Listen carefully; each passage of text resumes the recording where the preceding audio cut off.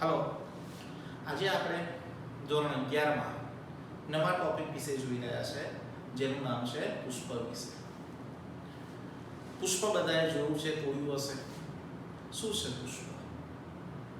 તો પુષ્પ એ વનસ્પતિનું લિંગી પ્રજનન અંગ છે કે જેના દ્વારા વનસ્પતિ પોતે પ્રજનન કરે છે। પુષ્પ એ વનસ્પતિમાં ક્યાંથી ઉદ્ભવે છે? પુષ્પ એ વનસ્પતિમાં ક્યાંથી ઉદ્ભવે છે? તો પુષ્પ એ વનસ્પતિમાં કાં તો અગ્રીય વર્ધનશીલ પેશી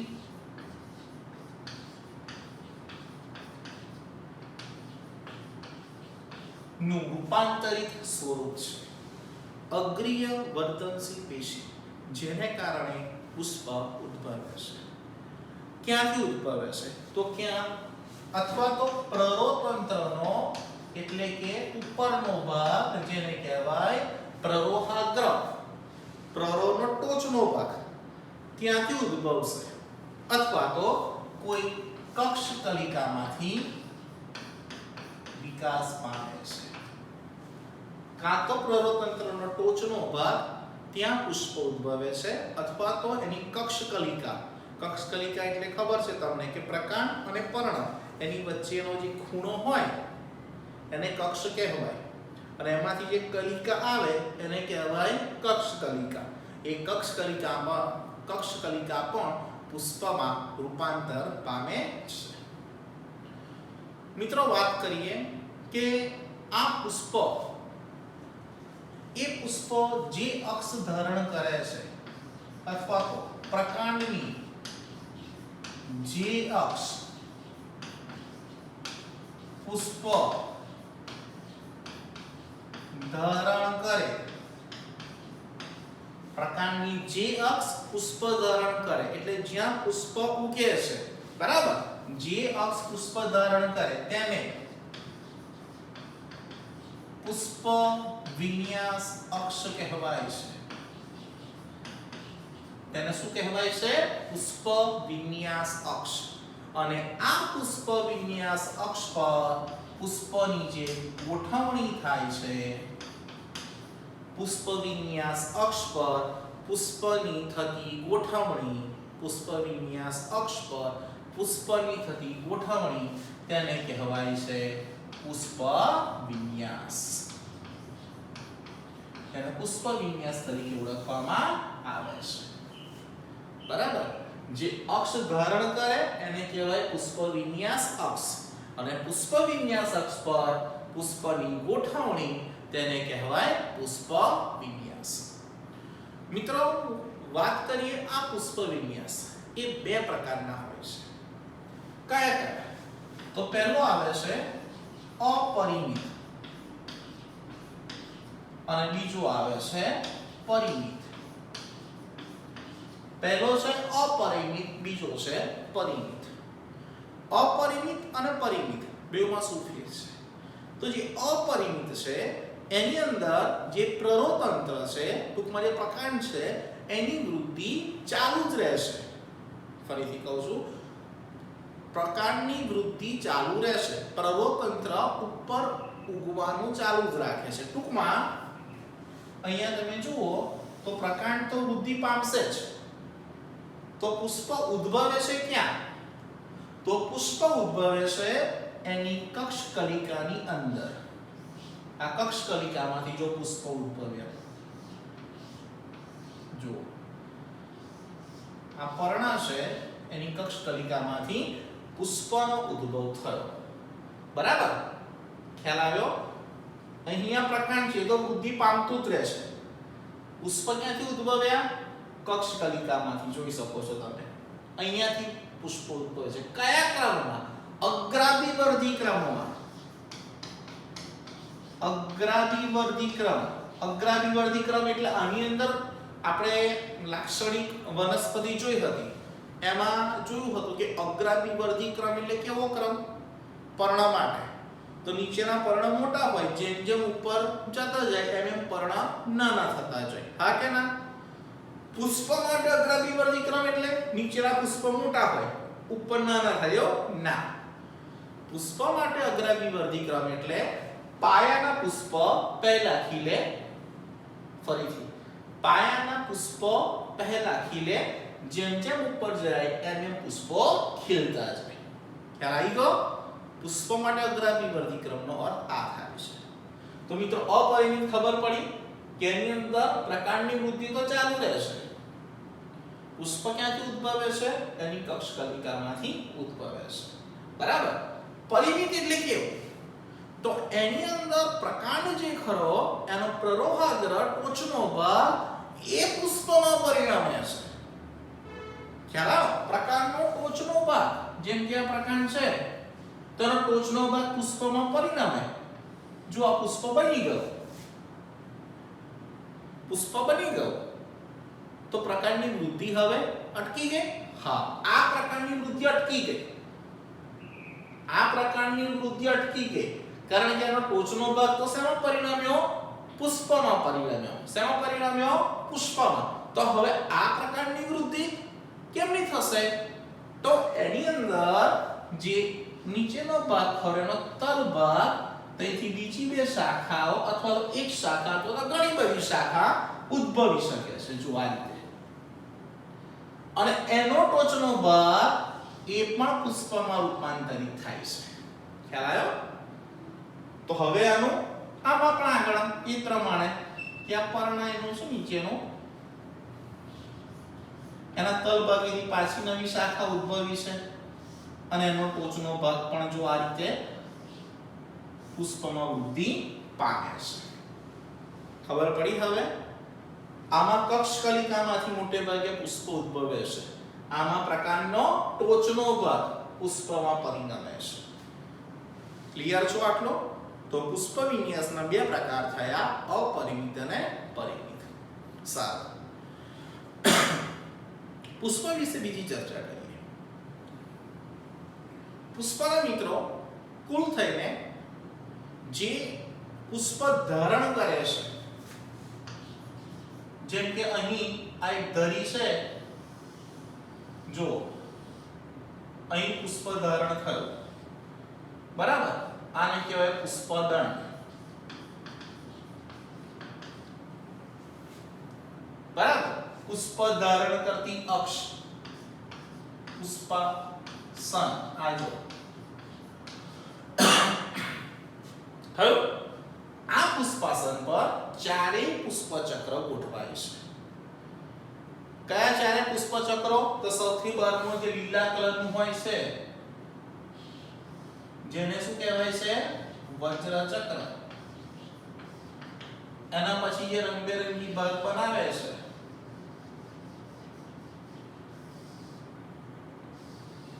એને કહેવાય છે શું? દલચક્ર. આ દલચક્ર. વચ્ચેની બાજુ શું ગોઠવાય છે? સ્ત્રી કેસર. આ સ્ત્રી કેસર જુઓ, આ સ્ત્રી કેસર થયું. અને એની આજુબાજુ શું હશે?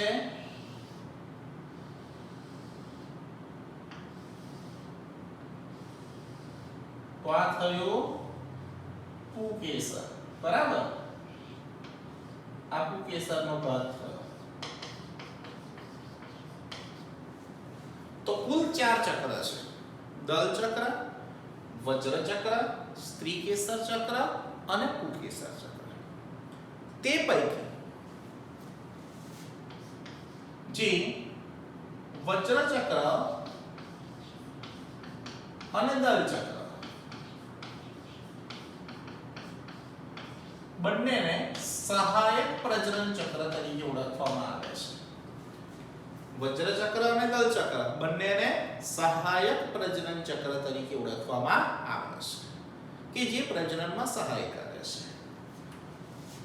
અમુક વનસ્પતિમાં, જેમ કે અહીંયા મેં તમને કીધું, વજ્ર ચક્ર હોય કે આપણે જેમ કે ગુલાબ હોય, એ ગુલાબ જ્યારે કળી અવસ્થામાં હશે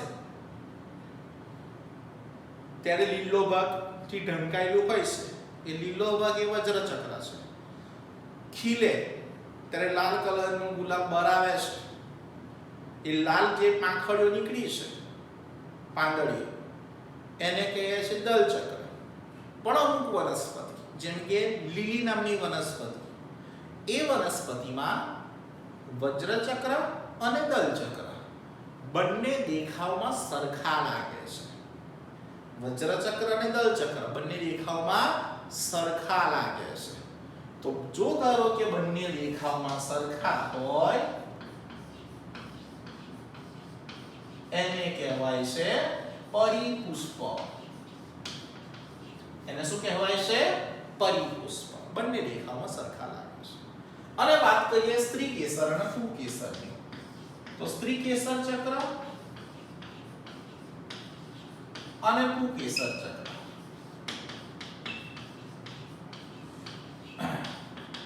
એ બંનેને આવશ્યક પ્રજનન ચક્ર તરીકે ઓળખવામાં આવે છે. કારણ કે જરૂરી છે એના દ્વારા પ્રજનન થશે. જો પુષ્પમાં સ્ત્રી કેસર ચક્ર અને પુંકેસર ચક્ર બંને હાજર હોય, બંને જો પુષ્પમાં સ્ત્રી કેસર ચક્ર અને પુંકેસર ચક્ર બંને હાજર હોય તો એવા પુષ્પને ઉભયલિંગી પુષ્પ તરીકે ઓળખવામાં આવે છે. બંને પુષ્પ ચક્ર હાજર હોય તેવું પુષ્પ. પણ જો ધારો કે પુષ્પમાં કાં તો સ્ત્રી કેસર ચક્ર હોય અથવા તો પુંકેસર ચક્ર બેમાંથી એક જ હાજર હોય, કાં તો સ્ત્રી કેસર ચક્ર અથવા તો પુંકેસર ચક્ર બેમાંથી એક જ હાજર હોય તો તેને એકલિંગી પુષ્પ કહેવામાં આવે છે. એકલિંગી એટલે બેમાંથી એક જ હાજર, કાં તો સ્ત્રી કેસર ચક્ર અથવા તો પુંકેસર ચક્ર.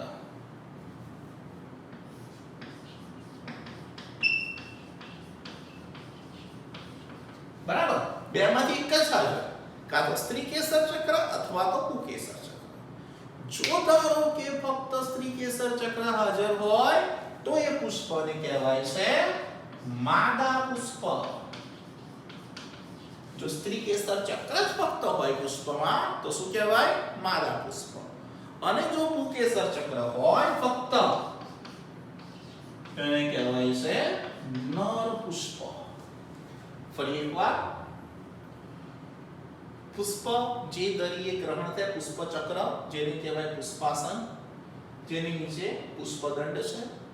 4 છે ચક્ર: વજ્રચક્ર, દલચક્ર, પુંકેસર ચક્ર અને સ્ત્રી કેસર ચક્ર. એ પૈકી દલચક્ર અને વજ્રચક્ર કેવા છે? સહાયક પ્રજનન ચક્ર. અને સ્ત્રી કેસર અને પુંકેસર કેવા છે? આવશ્યક. જો પુષ્પમાં બંને હાજર હોય તો કહેવાય ઉભયલિંગી. જો બેમાંથી એક જ હાજર હોય તો કહેવાય એકલિંગી. અને જો એમાં પણ સ્ત્રી કેસર ચક્ર હોય તો માદા પુષ્પ, ફક્ત પુંકેસર ચક્ર હોય તો નર પુષ્પ. તો પુષ્પના અલગ અલગ પ્રકાર છે: માદા પુષ્પ, નર પુષ્પ. બરાબર. બીજો પુષ્પનો પ્રકાર આવે છે એની સમમિતિના આધારે.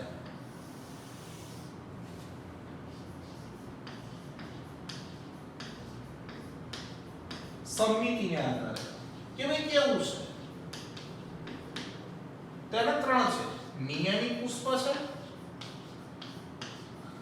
અનિયમિત પુષ્પ છે કે અસમમિતીય પુષ્પ છે.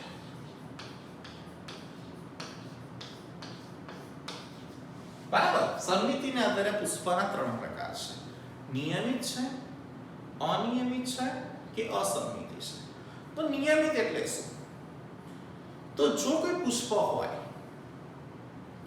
એ પુષ્પમાં કેન્દ્રથી પસાર થતી કોઈ પણ ત્રિજ્યાએથી,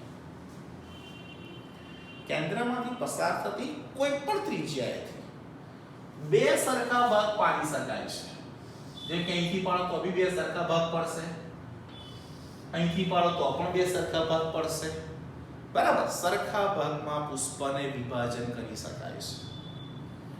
કેન્દ્રમાંથી પસાર થતી કોઈ પણ ત્રિજ્યાએ, બરાબર, કેન્દ્રમાંથી પસાર થતી કોઈ પણ ત્રિજ્યાએ 2 સરખા ભાગ પાડી શકાય. બરાબર. એને કહેવાય નિયમિત. તો અનિયમિત એટલે કેન્દ્રમાંથી પસાર થાય એવી કોઈ એક જ ધરીએ બે સરખા ભાગ પડે. આમાં કોઈ પણ ધરીએ પડે નિયમિતમાં.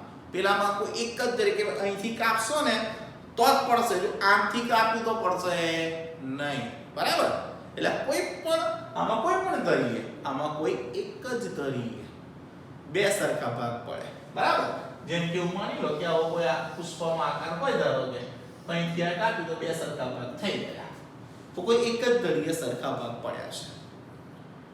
ખબર પડી ગઈ? બરાબર? અસમમિતિ કોઈ પણ ધરીએ કાપી શકો છો પણ સરખા ભાગ પડે નહીં. બે સરખા ભાગમાં એને વિભાજન કરી શકાય નહીં. બરાબર? કોઈ પણ ધરીએ કાપી શકો. જેમ કે આનો આકાર હોય, ધારો કે કોઈ પણ ધરીએ કાપો પણ સરખા ભાગ પડે નહીં. બરાબર? એને શું કહેવાય છે? અસમમિતિ. ફરીથી એકવાર, સમમિતિના આધારે કેટલા પ્રકાર થયા? 3. નિયમિત, અનિયમિત અને અસમમિતિ. બરાબર? નિયમિત એટલે કેન્દ્રમાંથી પસાર થતી કોઈ પણ ત્રિજ્યાએ બે સરખા ભાગ પાડી શકાય. અનિયમિત એટલે કે કેન્દ્રમાંથી પસાર થતી કોઈ એક જ ધરીએ બે સરખા ભાગ પડે. કોઈ પણ ધરીએ ના પડે, એક જ ધરી, એક જ કે અહીંથી જ કાપવાની પડશે, બાકી નહીં પડે. અસમમિતિ એટલે કોઈ પણ ધરીથી સરખા ભાગ પડશે નહીં. બરાબર? તો આ સમમિતિના આધારે પુષ્પના 3 પ્રકાર છે. બીજું છે એના અવયવના આધારે.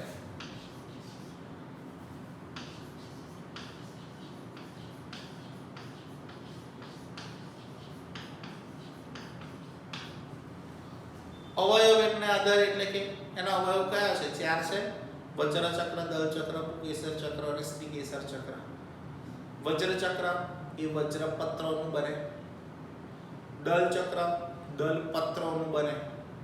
સ્ત્રીકેસર ચક્ર સ્ત્રીકેસરનું બને અને પુકેસર ચક્ર પુકેસરનું બને. એનો એકમ. બરાબર? એક સિંગલ. જેમ કે ગુલાબ હોય, એ ગુલાબની કોઈ પાંદડી તમે તોડો, બરાબર, ઉપરથી, તો એનું દલપત્ર કહેવાય. સારું.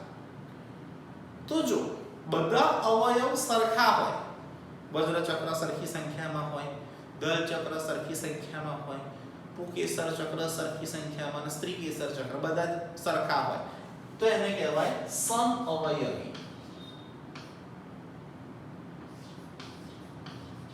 બધા સરખા. બરાબર? વજ્રપત્ર 5, દલપત્ર 5, પુકેસર 5, સ્ત્રીકેસર 5 બધા સરખા. એને શું કહેવાય? સમઅવયવી. જો જુદા જુદા હોય તો વિષમ અવયવી. સરખા હોય તો સમઅવયવી, જુદા જુદા હોય તો વિષમ અવયવી. બરાબર? સારું.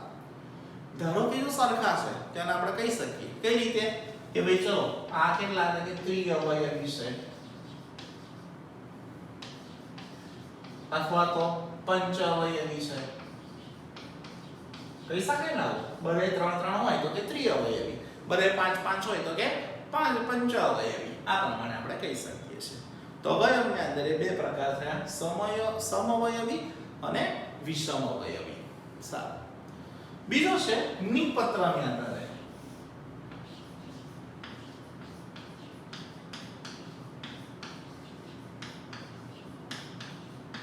નિપત્રને આધારે. હવે નિપત્ર એટલે શું એ પહેલા સમજવું જરૂરી છે.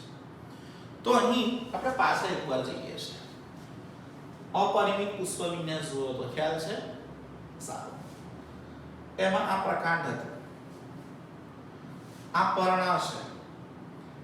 આ પર્ણની કક્ષમાંથી અહીં પુષ્પ ઉગેલું છે.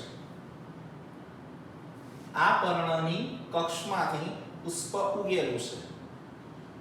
તો જે પર્ણની કક્ષમાંથી પુષ્પ ઉદ્ભવે એ પર્ણને નિપત્ર કહેવાય. ખબર પડી? જે પર્ણની કક્ષમાંથી પુષ્પ ઉદ્ભવે એ પર્ણને શું કહેવાય? નિપત્ર. બરાબર? ટૂંકમાં જે પુષ્પ નિપત્ર ધરાવે એટલે પર્ણ નીચે હોય તે પુષ્પને કહેવાય નિપત્રી પુષ્પ. શું કહેવાય? નિપત્રી પુષ્પ. જો ન ધરાવે, નિપત્ર ન ધરાવે તો કહેવાય અનિપત્રી પુષ્પ. ખબર પડી કે નિપત્ર ખબર પડી તમને? શું તો કહે છે કે આ પર્ણ છે એની કક્ષમાંથી પુષ્પ ઉદ્ભવ્યું છે તો પર્ણને કહેવાય નિપત્ર. જો નિપત્ર હોય તો પુષ્પને કહેવાય નિપત્રી પુષ્પ, ન હોય તો અનિપત્રી પુષ્પ. અને છેલ્લો પ્રકાર પુષ્પનો આવે છે મોસ્ટ ટાઈમલી ક્વેશ્ચન, બીજાશયના સ્થાનને આધારે.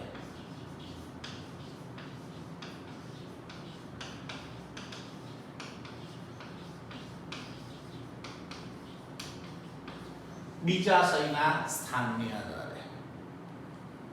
બીજાશય કયા સ્થાને છે? પુષ્પાસન પર.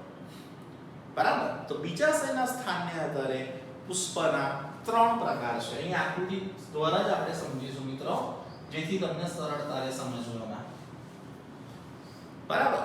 પહેલું આવે છે અધોજાય, પરિજાય અને ઉપરીજાય. અધોજાય, પરિજાય અને ઉપરીજાય. અધોજાય એટલે કેવું? તો બીજાશય એ ઉચ્ચ સ્થાને હોય. એટલે કેવી રીતે? હું આકૃતિ દોરું છું જેથી તમને ખ્યાલ આવે. બરાબર. ધ્યાન આપજો થોડું. બરાબર. સારું.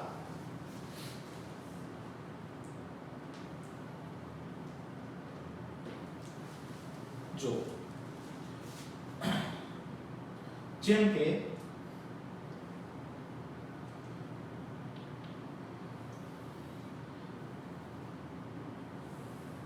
આ શું દોર્યું? સ્ત્રી કેસર. બરાબર. આ સ્ત્રી કેસરનું શું દોર્યું? બીજાશય. દરેકમાં આપણે દોરી લઈએ છીએ, પછી આપણે સમજીએ.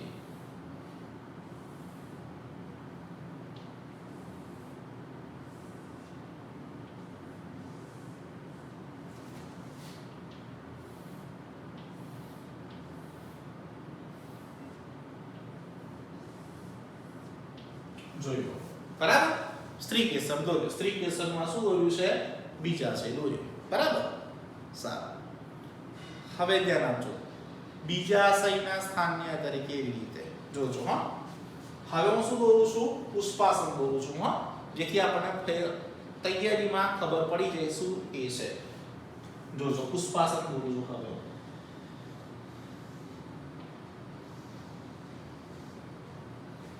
બરાબર. આ પુષ્પાસન, આ પુષ્પદળ.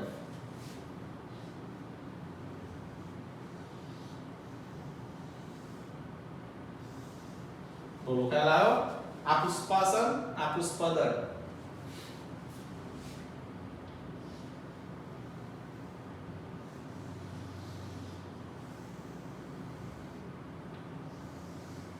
બોલો જોઈ લો.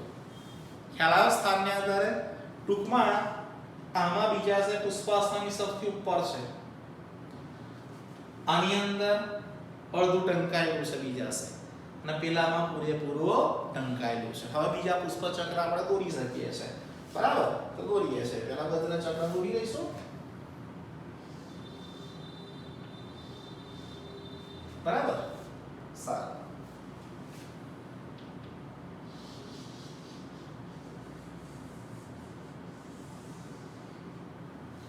ઓકે. આ શું દોર્યું?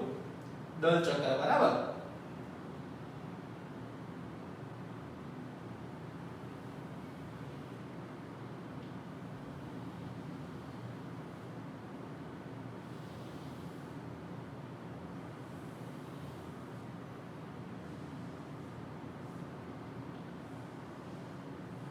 આ શું દોર્યું? પુકેસર ચક્ર. ઓકે. ચલો પેલામાં પણ પૂરું કરીએ આકૃતિ. હવે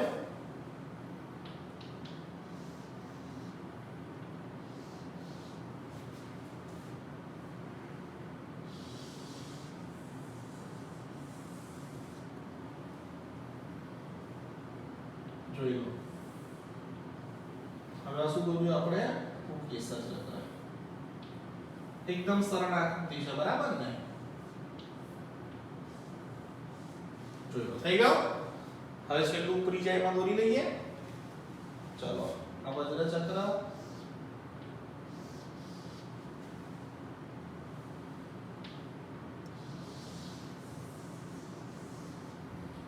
દલ ચક્ર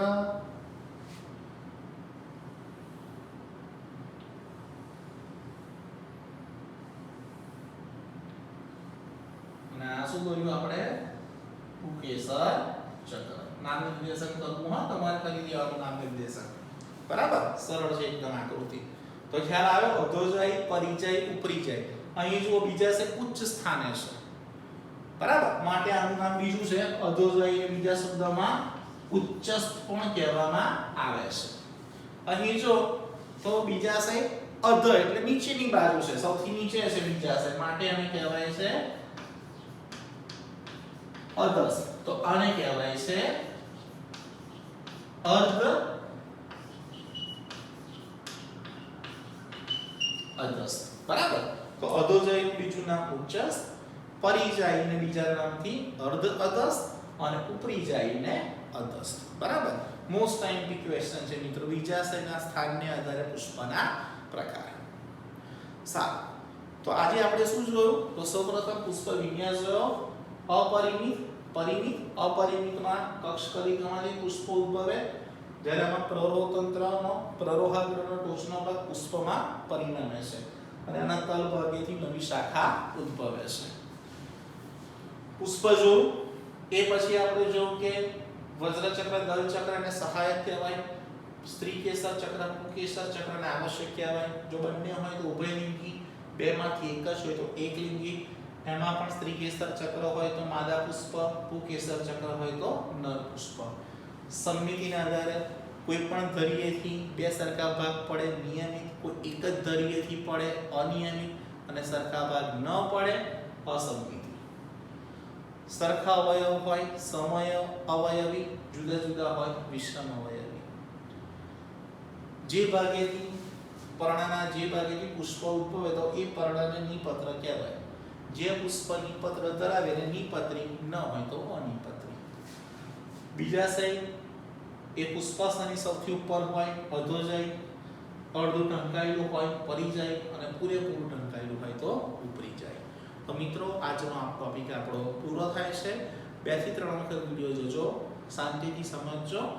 tech care, be safe and protective. Thank you very much.